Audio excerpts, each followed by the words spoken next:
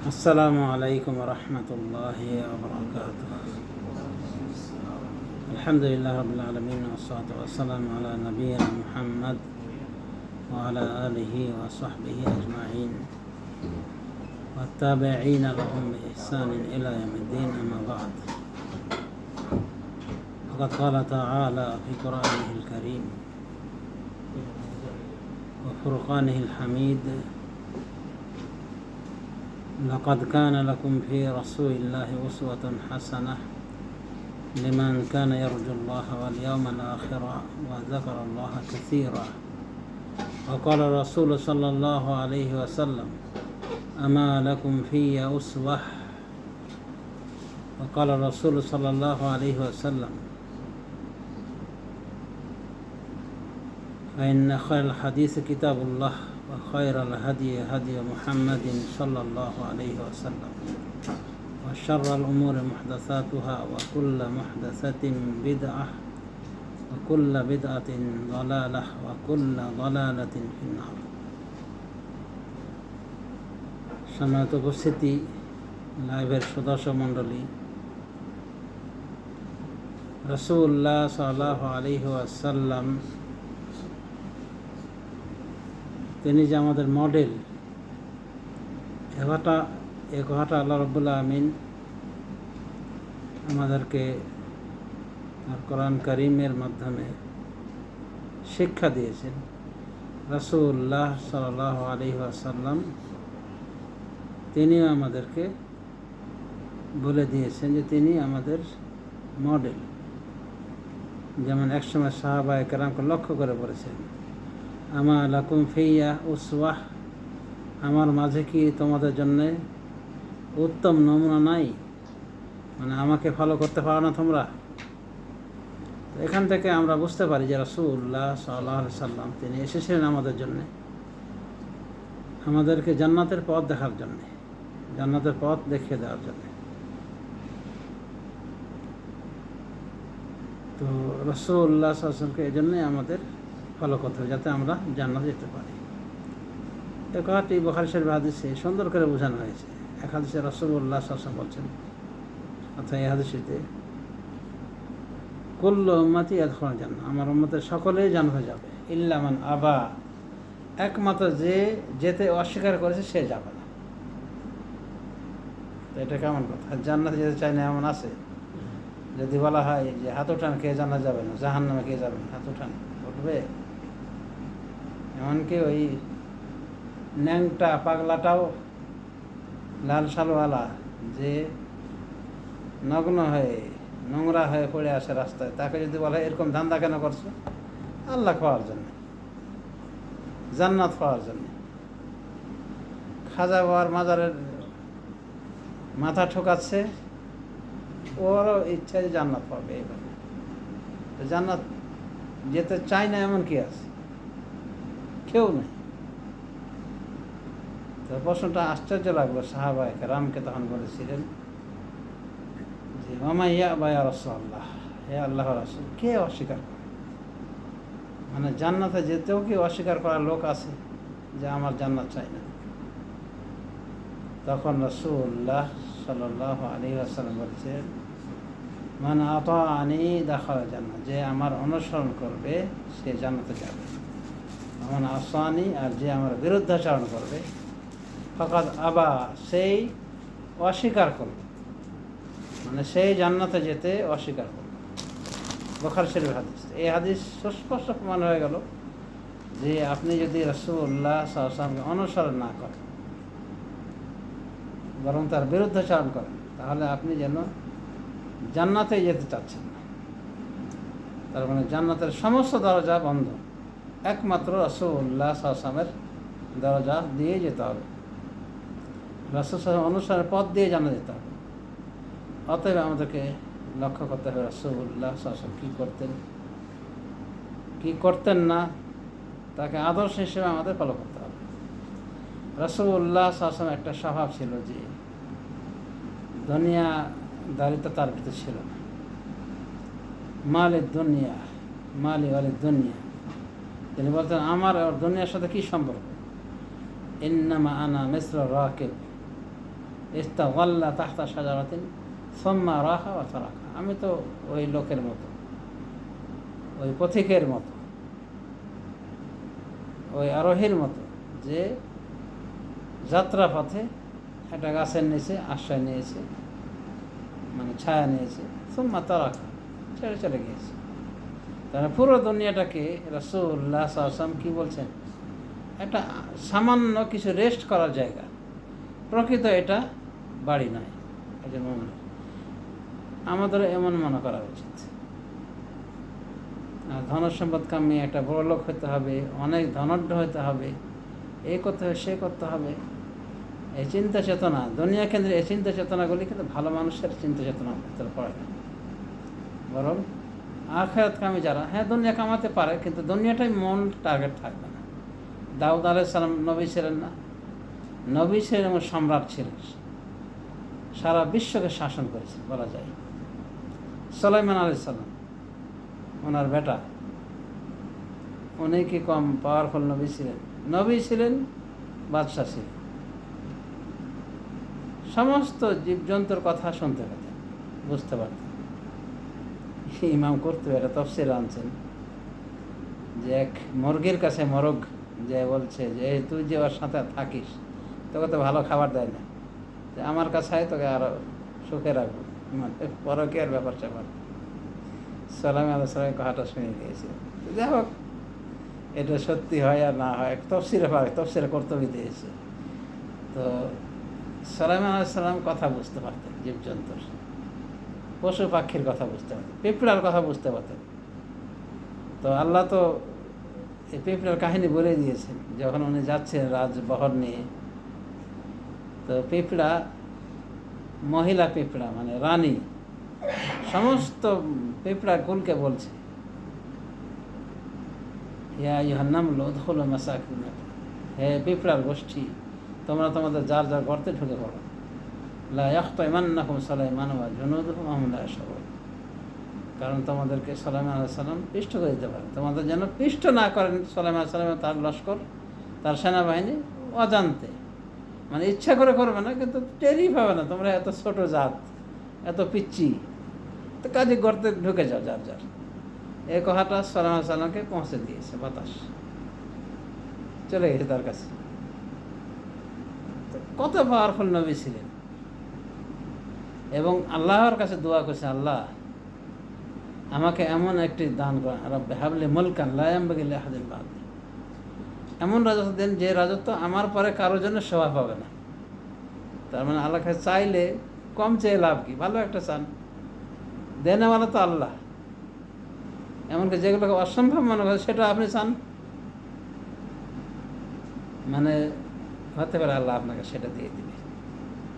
তো সুলাইমান আলাইহিস সালাম কী বললেন? আমাকে এমন একটা রাজত্ব দেন যেটা কারো যেন শোভা পাবে না, পরে কোনো রাজা এরকম রাজত্ব পাবে না। আল্লাহ তাকে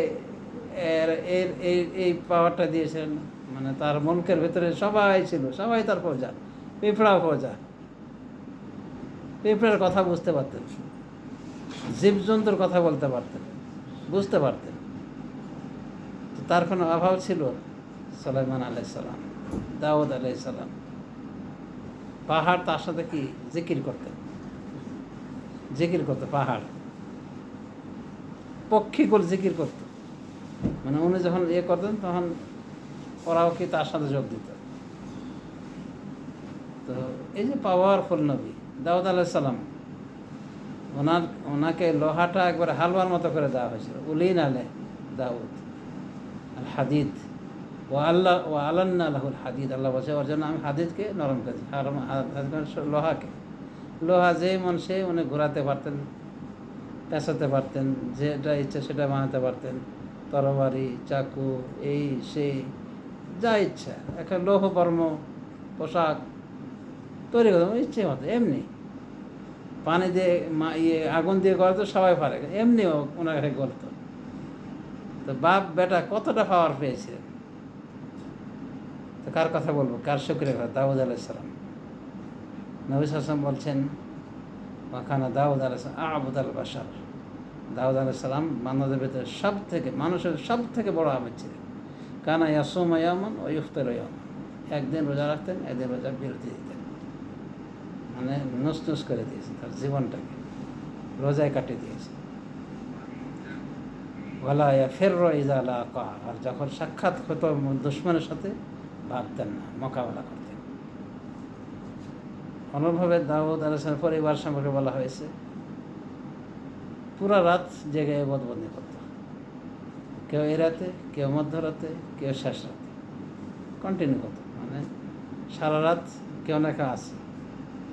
দাউদ আলাইহিসসালামের পরিবার রাজকীয় পরিবার, নবী পরিবার, কিন্তু তাদেরকে এই রাজত্ব অহংকারিত বানাতে পারেছে। তারা দুনিয়া তাদের মানে হৃদয়ের জায়গা নিতে পারেনি, হাতের কাছে থেকেছে।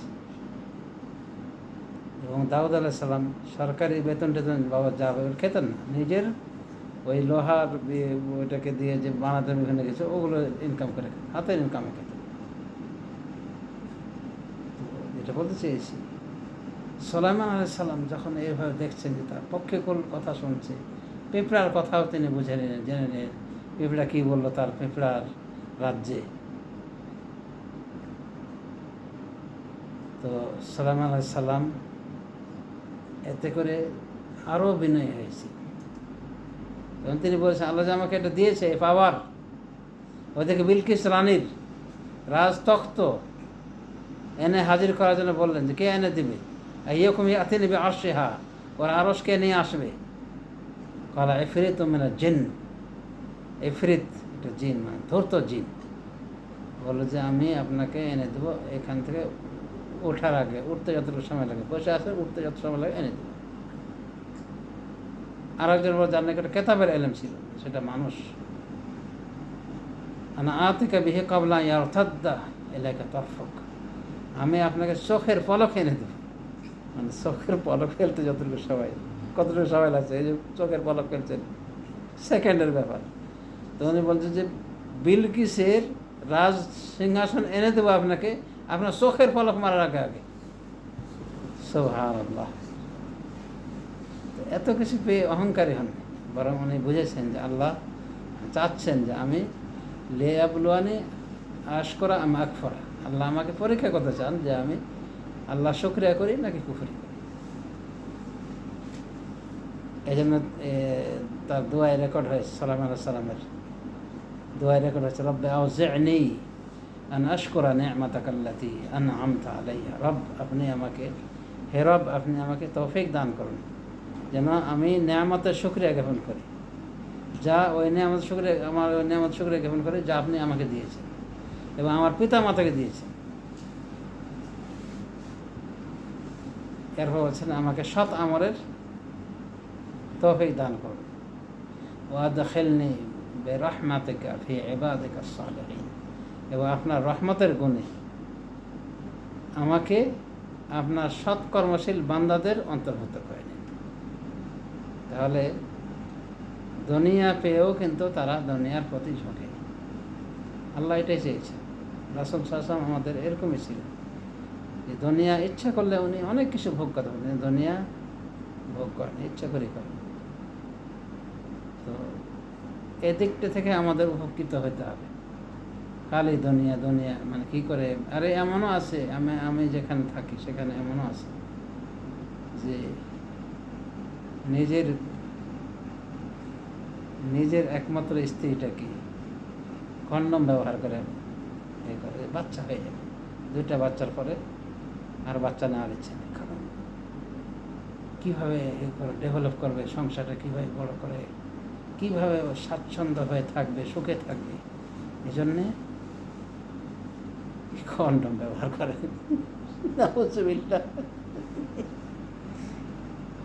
বুঝেছেন? এই লোক কি জীবনে দ্বিতীয় স্ত্রী গ্রহণ করতে পারবে না? মানসিকতা আছে তার, কতটা সংকীর্ণ চিন্তা ভাবনা যে ওরই স্ত্রী থেকে যেন আর কোনো সন্তান না হয়, এই জন্য কন্ডমালা তোলে। বুঝেছেন?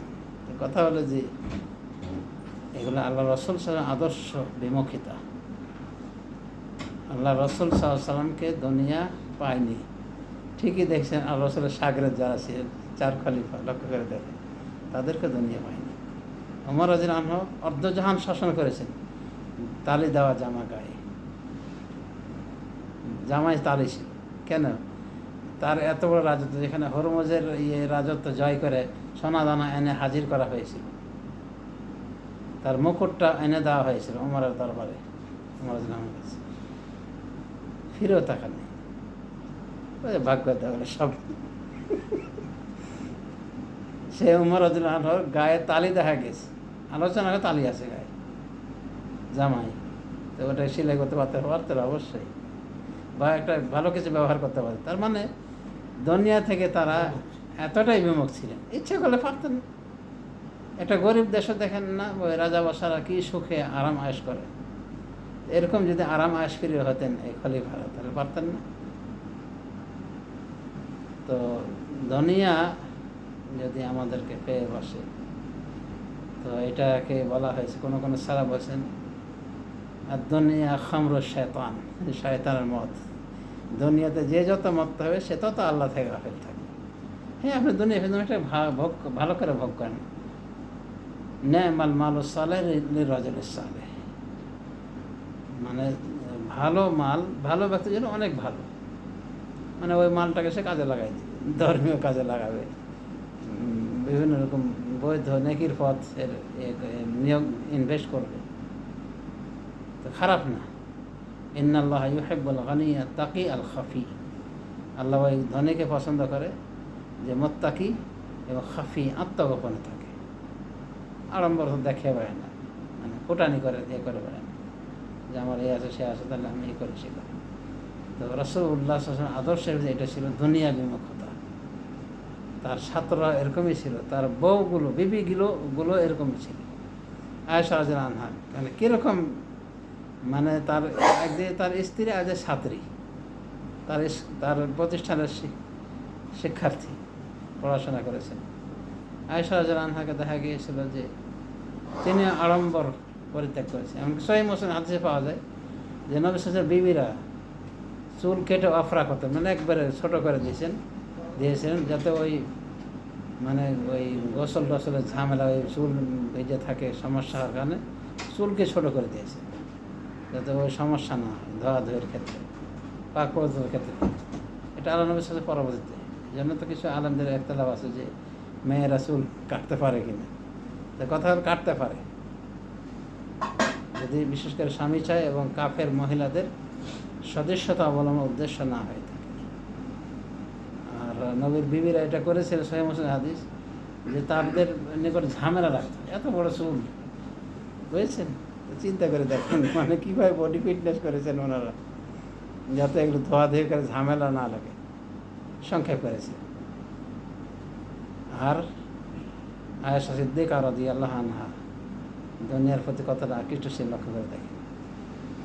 তাফসীর ইবনে কাসির সহ বিভিন্ন ইতিহাসেরও এসেছে যে মুআবিয়া রাদিয়াল্লাহু আনহু একসময় 1 লাখ টাকার হার দিয়ে পাঠিয়েছিলেন, স্বর্ণের হার, কারণ যে রাসূল সাল্লাল্লাহু আলাইহি ওয়াসাল্লাম তাকে বেশি ভালোবাসতেন। তো রাসূল সাল্লাল্লাহু আলাইহি ওয়াসাল্লামকে, রাসূল সাল্লাল্লাহু আলাইহি ওয়াসাল্লাম যাকে বেশি ভালোবাসতেন, তো উনিও ভালোবাসতে চাচ্ছেন রাসূল অনুসরণে।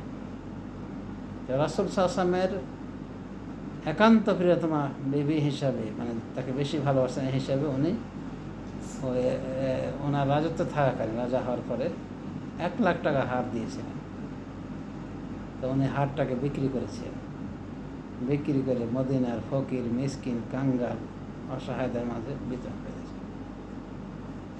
হয়তো উনি দিয়েছেন যে হারটা উনি পরে একটা সুন্দর জাবরণ করবেন, নিজেকে একটু পরিপাটি করবেন, কিন্তু সব বিলিয়ে দিয়েছেন।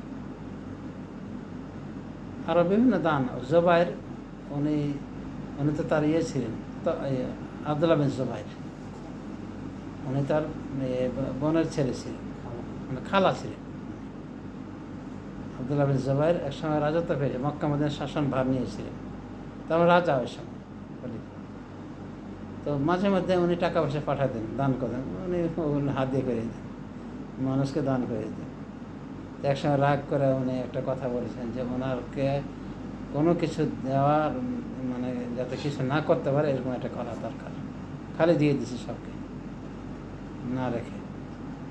এতে উনি রাগ করেছে, এত বড় কথা, সে সাথে কথাই বলা বাদ দিছে, কথা বলা বাদ দিয়েছেন। অনেক দিন চলে যায় এভাবে ওই কথাটার জন্য, যে তাকে মানে এই খরচা করার ওপর মানে পাবন্দি লাগানো দরকার। খরচা মাচা করতে নাই, মানে ঢং নাই, এরকম এই জাতীয় একটা ব্যবসার কথা করে রাগ করেছে আব্দুল্লাহ বিন জুবাইর এবং তার খালা আয়েশা রাদিয়াল্লাহু আনহার, না কার কথা বললাম, হ্যাঁ আয়েশা রাদিয়াল্লাহু আনহা। তো এই জাতীয় কিছু কথা নিয়ে যে উনি রাখতেন না, কিছু খরচা করে দিতেন, দান করে দিতেন। তার মানে দুনিয়াটা তাদের কলবে স্থান পায়নি, দুনিয়াটাকে এভাবেই মানে এভাবে দেখত। সেই হিসেবে আমাদের দুনিয়ার বিষয়টা এরকমই হওয়া উচিত। ধনসম্পদ আসছে আসুক, সেটাকে ভালো পথে ব্যয় করার চিন্তা করতে হবে এবং পরকালকে সাজানোর চেষ্টা করতে হবে। যেভাবে জনগণ বলেছিল ওই কারণকে, ওইটার উপর আমল করতে হবে। লা তানসা নাসীবাকা মিনাদ দুনিয়া, দুনিয়া থেকে তোমার অংশ করো না, দুনিয়া পেয়েছো ভোগ করো, চেষ্টা করো, ফকিন্নি হয়ে থাকার দরকার নেই, একটু ভালো খাও, ভালো পরিধান করো। আবু হানিফা নিকট একজন আসতো, উঠতে বসতো, তো একদিন ওকে কিছু টাকা দান করছে। তো বলছে, আবু হানিফা সাহেব আমি তো ধনী মানুষ, আমাকে আপনি দান করছেন কেন? আমার উট আছে, গরু আছে, সব কিছু আছে, ধনী সচ্ছল মানুষ। তো সচ্ছল হয়ে ফকিন্নির মতো মানে আপনি এভাবে থাকছেন কেন, মানে খুচরো মশলো হয়ে মানে করে। এক কথা ধনের সময় থাকলে ভোগ করার আছে, অনুমতি আছে বৈধভাবে। ওয়াবতাকি ফিমা আতাক আল্লাহ দারুল আখিরা। আর একটা হলো কারণকে বলেছিল জনগণ, যা দিয়েছে সেটা দিয়ে কি আখিরাতের বাড়ি তালাশ করো, আখিরাতের ঘর তালাশ করো। দুনিয়ার ঘর তো আছেই যথেষ্ট, আখিরাতের বাড়ি তালাশ করো। আরও বলেছে যে ফাসাদ করিও না, ওয়ালা তাবগিল ফাসাদ ফিল আরদ। আরও বলেছিল ও আহসেন কামা আহসানাল্লাহু ইলাইক, যেভাবে আল্লাহ তোমার ইহসান করেছে মানুষের উপর তুমি ইহসান করো। এগুলো কিছুই ভালো লাগেনি কারণকে। কারণ বলছে এগুলো তো আমার ইন্নাম অতীত আলা ইলমিন ইনদি, এগুলো আমার এলেমের যোগ্যতায় পেয়েছি, আমার এলেম আছে, ইনকামের রাস্তাঘাট জানা আছে বলে আমি এগুলো ইনকাম করেছি। প্রচুর সম্পদ তার ছিল। আল্লাহ তো বলছেন যে ও এত সম্পদ ছিল যে একটা বড় দল, বৃহৎ একটা শক্তিশালী দল, তার চাবিগুলি বহন করতে যে মানে তাদের ঘাড় নিচু হয়ে যেত। এত সম্পদ, মানে চাবিগুলি বহন করতে যে একটা দলের এই অবস্থা, শক্তিশালী দলের। ধনসম্পদ কত, ধনসম্পদ পাওয়ার কারণ কি করেছিল? অহংকার করেছিল। মুসা আলাইহিস সালাম গ্রহণ করেনি, তার চাচাতো ভাই তাকে মানেনি, ফাসাদ করেছিল।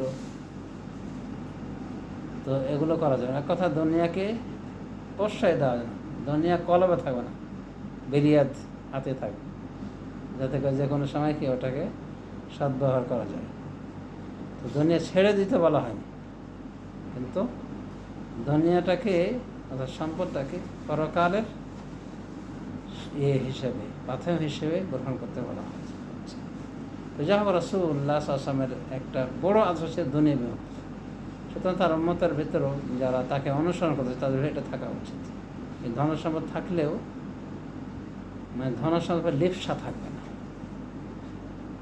আর অহংকারী হওয়া যাবে। দেখলেন তো দুইজনই রাজা বাদশাহ, সুলাইমান আলাইহিস সালাম, দাউদ আলাইহিস সালাম, তারপরে তাদের কী অবস্থা, মানে আল্লাহকে বলেছেন, এমনকি নবীর সাক্ষী দিচ্ছেন, কানা আবুদাল বাসাস, মানুষের সব থেকে বেশি ইবাদতকারী তিনি বান্দা ছিলেন। এই জন্য এক সাহেব বলছেন যে তুমি রোজা রাখলে, যদি বেশি রোজা রাখতে চাও, শ্যামা দাউদ আলাইহিস সালাম, দাউদ আলাইহিস সালাম রোজা রাখো। আর তিনি কীভাবে রোজা? একদিন রোজা, একদিন বিরতি, এর বেশি নেই, মানে সারা জমানা রোজা থাকবে, এটার অনুমতি দেওয়া হয়। তো যাই হোক, সমাজের সাথে এটা একটা বিষয় আমরা জানতে পারলাম যে দুনিয়া বিমুখতা থাকতে হবে, কোনো ছোটোকে স্নেহ, বড়োকে শ্রদ্ধা, এ বিষয়ে থাকতে হবে। দাওয়াতে মনোমেজাজ নিয়ে থাকতে হবে, একটু সুযোগ পেলে একটু আপনি ওয়াজ করে দেওয়ার চেষ্টা করুন। এই জন্য নবী সাল্লাল্লাহু আলাইহি ওয়াসাল্লাম কোনো পরিসরকে উনি ছাড়েননি, দাওয়াত দিয়েছেন। এহুদি একটা গোলাম ছিল, তাকে দাওয়াত দেওয়ার জন্য তার বাড়ি চলে গেছে। বিশেষ করে অসুস্থ যখন শুনলেন, মুমূর্ষু অবস্থায় ওই ইহুদি ছেলেটার কাছে উনি নিজে গেলেন, দেখেন যে তার মরণাপন্ন অবস্থা। তো তখন তার কলেমার দাওয়াত দিলেন। তো উনি ওই বাচ্চাটা তাকাচ্ছে এই আশপাশের মানে তার বাবার দিকে তাকাচ্ছে, মানে চাচ্ছে যে বাবা অনুমতি দিলে উনি ইসলাম কবুল করবেন। তো বাবা বললেন যে আতে আবুল কাসেমকে ফলো করো। তখন সাথে সাথে কালেমাতুশ শাহাদা পাঠ করে, শাহাদা পাঠ করে মুসলিম হয়ে যায়। তখন রাসূলুল্লাহ সাল্লাল্লাহু আলাইহি ওয়াসাল্লাম বলেন আলহামদুলিল্লাহিল্লাযী আনকাযা বি মিনান নার, তো আল্লাহর প্রশংসা যিনি আমার মাধ্যমে ওকে জাহান্নাম থেকে রক্ষা করলেন। বুখারী হাদিস। ছোট বাচ্চা উল্টাপাল্টা কাজ করছে, মানে খেতে বসে যখন যেদিকে ইচ্ছা যেটাই ভালো খাওয়ার ওটা টেনে এনে খাইয়ে নিচ্ছে। আমর ইবনে সালামা তার পালক পুত্র, মানে তার মা উম্মে সালামাকে বিয়ে করেছে, ও ছোট অবস্থায় ছিল, বাচ্চা অবস্থায় ওনার দায়িত্ব উনি নিয়েছিলেন, ওমর ইবনে সালামা।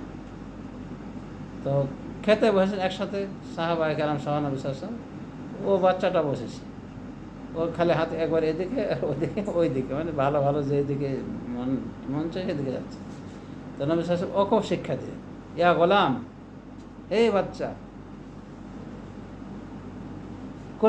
কুল বিসমিল্লাহ ও কুল বিয়ামিনিক, ডান হাতে খাও, কুল বিসমিল্লাহ, বিসমিল্লাহ বলো,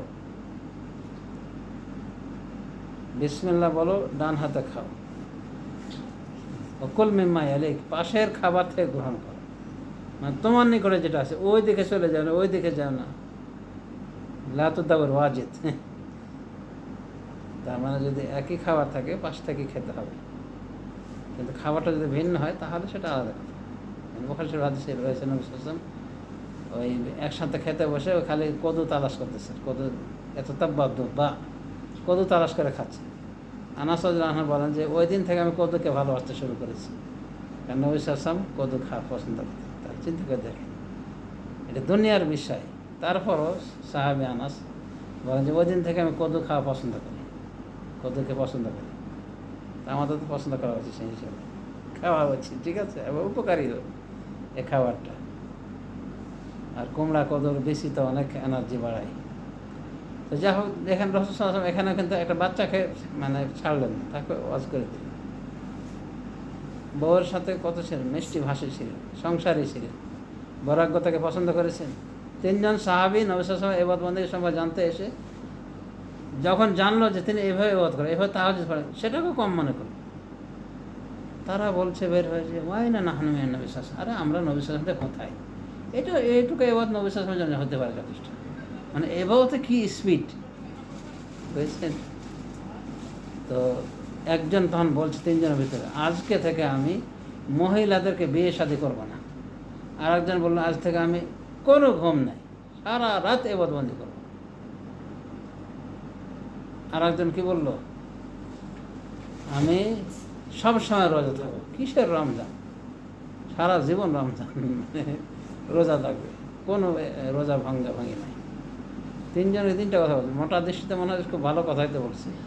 একজন সংসারই করবে না, বিয়ে শাদী করবে না, বিয়ে শাদী করলে এটা আনো ওইটা আনো, এ বন্দি ঝামেলা খানোর সময় খালি বলে বিয়েই করবো না। একজন এ করেছে, নবীর কথাগুলো শুনে ফেলেন। তা বলেন যে তোমরা কি এটা বলছিলে, তোমরা কি এগুলো বলছো? মানে একজন বলে সারা রাতে বন্দি করবা, আর একজন বলে বিয়ে শাদী করবা না, আরেকজন বললো যে সারা জীবন রোজা রাখবে। তো তোমরা কি এগুলো বললে?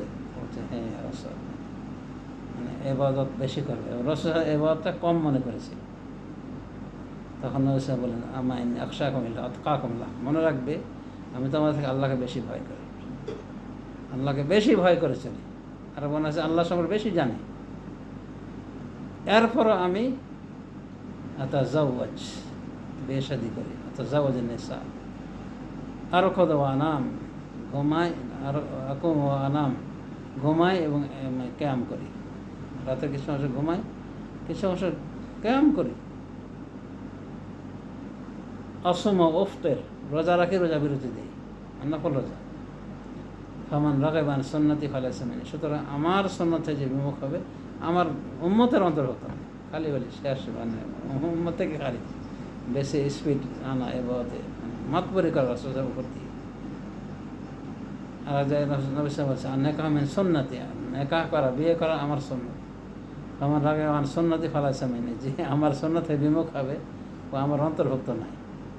কত শক্ত কথা দেখেছেন, তার মানে অস্বীকার করা যাবে না, এর প্রতি একটা বিশেষ আগ্রহ থাকতে হবে, বুঝছেন।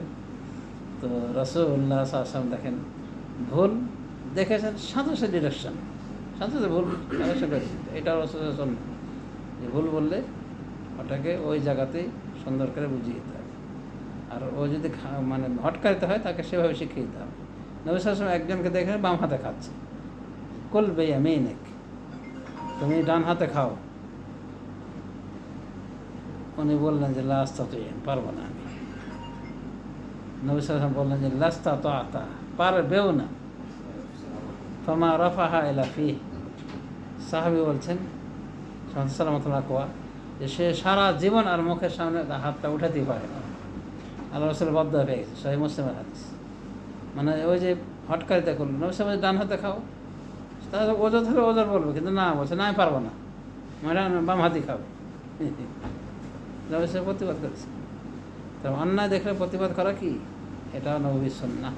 ভুল থাকলে ভুলটা সংশোধন করা রাসূলুল্লাহ সাল্লাল্লাহু আলাইহি ওয়াসাল্লাম রেখেছিল। তো রাসূলকে আমরা সর্বদিক থেকে ফলো করার চেষ্টা করব।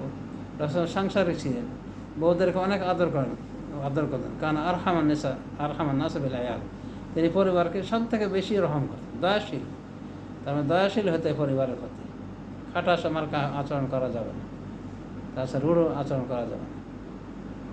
অনেকে এমন হয়ে থাকে, মনে হয় দারোগা, ওর বউয়ের কাছে দারোগা, মানে এমন টর্চারে এমন শাসনে থাকে, ওর বউটা সবসময় মানে চোখ ইয়ে হয়ে থাকে, ভয় আতঙ্কগ্রস্ত হয়ে থাকে, যে না জানি পিডাই কোন সময়।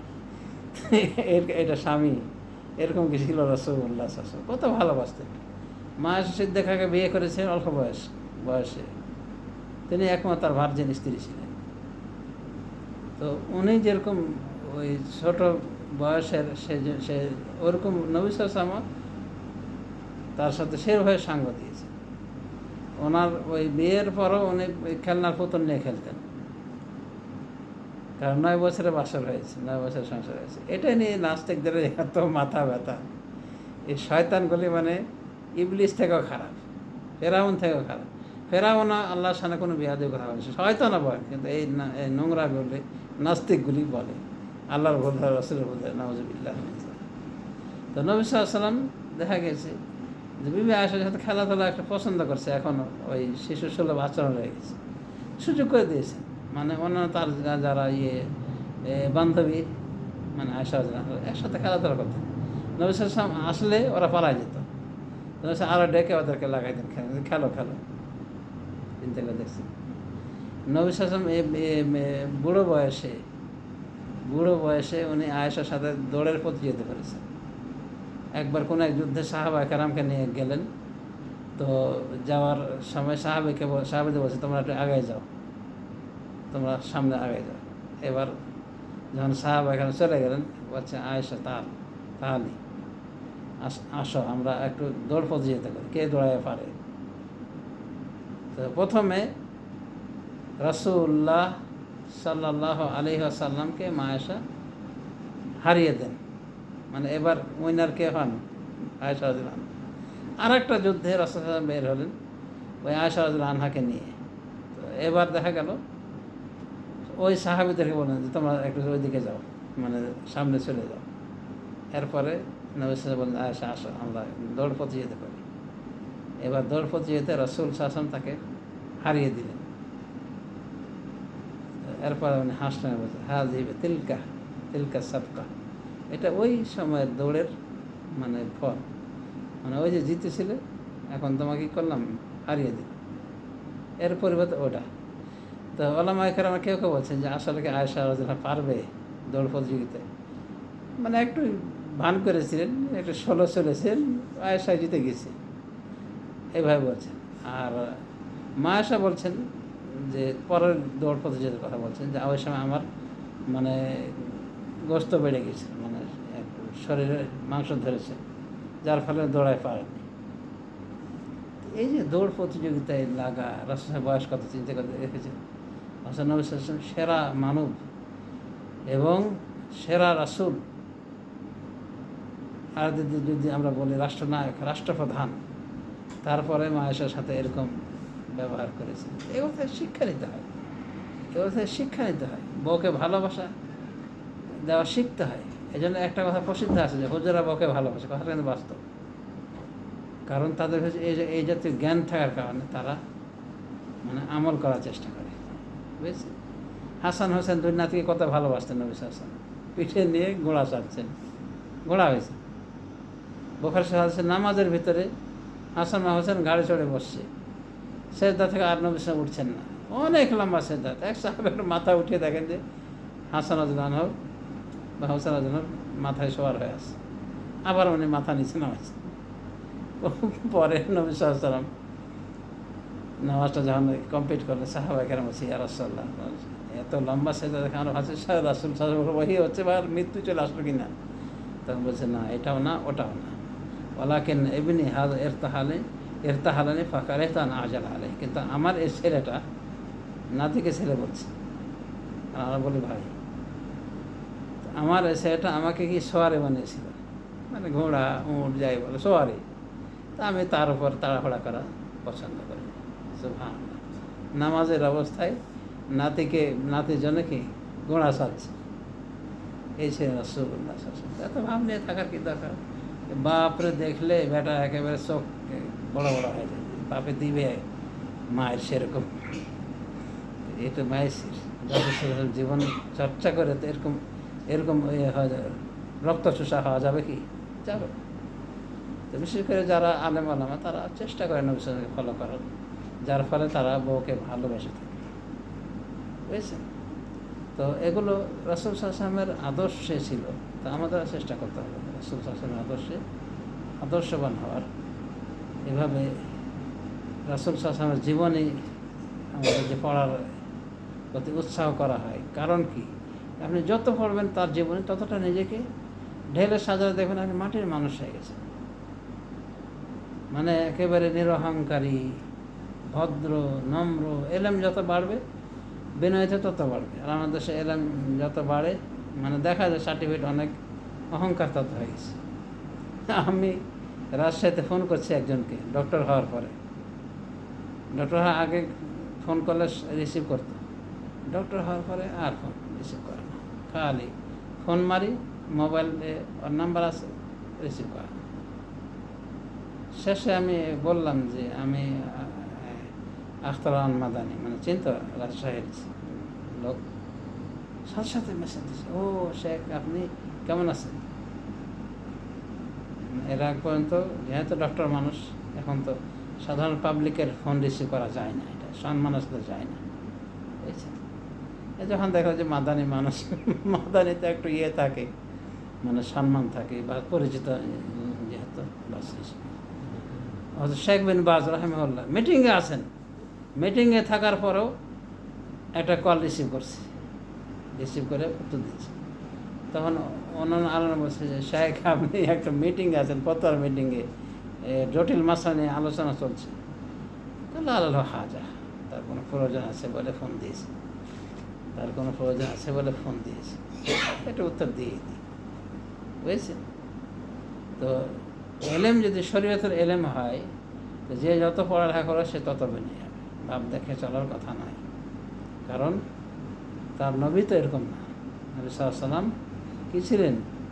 বিনয়ী ছিলেন। 10,000 সেনাবাহিনী নিয়ে যখন মক্কা বিজয় করার জন্য গেলেন, তো এক সাহাবী বলছেন যে আজ কোরাইশের 12টা বাজবে, মানে একটু অহংকার করে বলছে, এত লোক আমরা যাচ্ছি, ওরা পারে?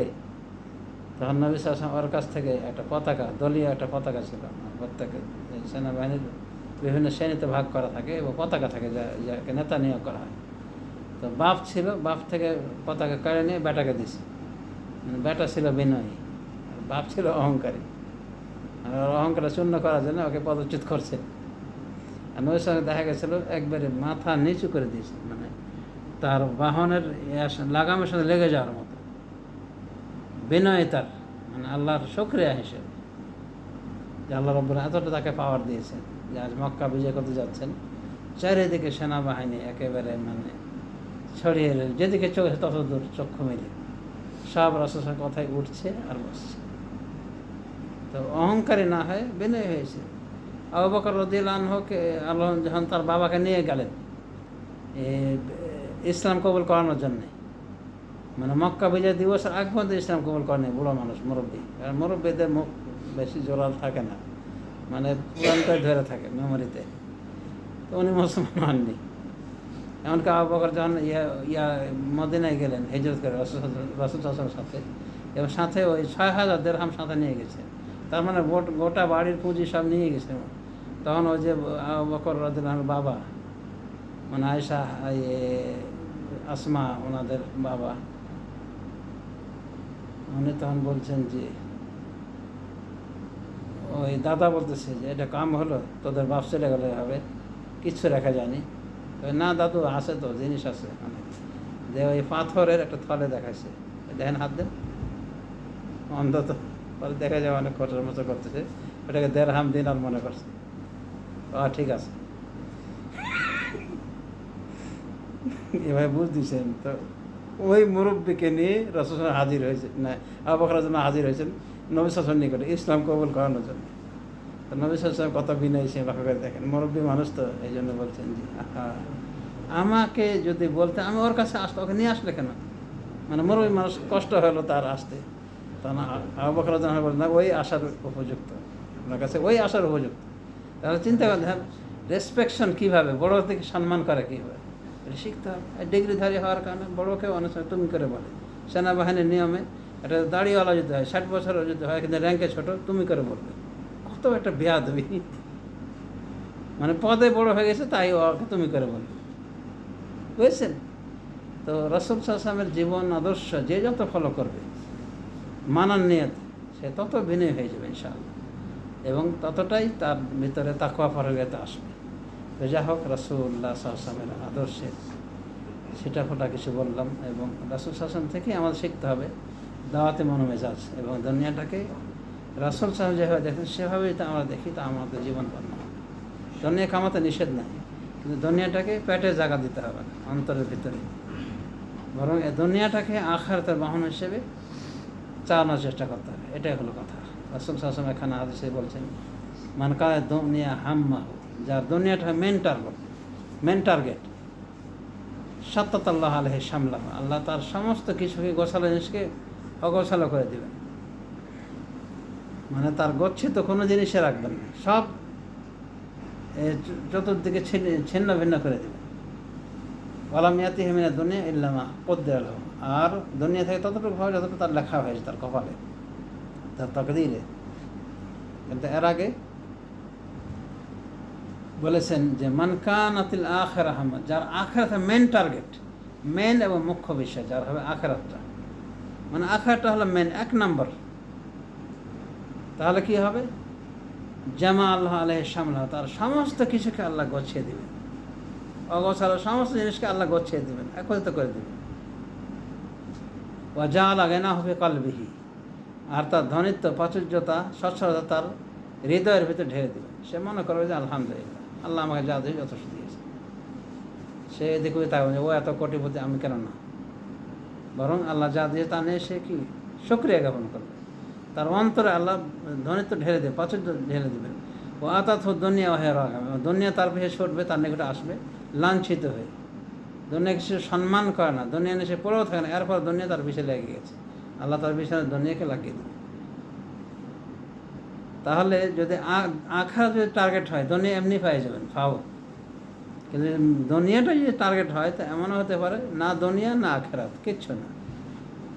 এরকম আসে না মিসকিন, কত মানে গরিব মিসকিন, ভাত আনতে পন্থা ফেরে, পন্থা আনতে ভাত, একটা কথা বলে না, আর দেখেন নামাজ পড়া, তার মানে দুনিয়া আখিরাতে মিসকিন। এটা তো এই জন্যে আমাদের মূল কেন্দ্রবিন্দু হওয়া উচিত রাসূলুল্লাহ সাল্লাল্লাহু আলাইহি ওয়াসাল্লামের অনুসরণে, দুনিয়া বিমুখতা, এবং রাসূলুল্লাহ সাল্লাল্লাহু আলাইহি ওয়াসাল্লামকে আমাদের সর্বদিকে ফলো করা উচিত। তিনি ছিলেন আদর্শ বাবা, তিনি ছিলেন সন্তান যেন আদর্শ পিতা, স্ত্রীর জন্য আদর্শ স্বামী, ছাত্রের জন্য আদর্শ শিক্ষক, সেনাবাহিনীর জন্য আদর্শ কি সেনাপ্রধান, সর্বদিক থেকে আদর্শ। এই জন্যই তো আল্লাহ রাব্বুল আলামিন বলেছেন আমাদেরকে, লাকাদ কানা লাকুম ফি রাসূলিল্লাহি উসওয়াতুন হাসানা, অবশ্যই তোমাদের জন্য রাসূলুল্লাহর ভিতরে রয়েছে উসওয়া হাসানা, উত্তম নমুনা, লিমান কানা ইয়ারজুল্লাহ ওয়াল ইয়াউমাল আখিরা, তোমাদের ভিতরে যারা আল্লাহ এবং আখিরাতের প্রত্যাশী, ওয়া যাকারাল্লাহ কাসীরা, এবং আল্লাহকে বেশি বেশি স্মরণ করে। তাদের ভিতরে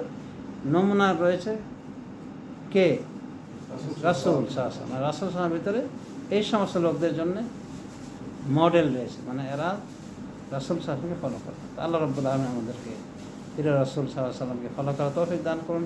তার কর্মে, কাজে, ব্যবহারে, আচরণে, ইবাদত বন্দেগীতে, সর্বকিছুতে তাকে ফলো করার তৌফিক দান করুন।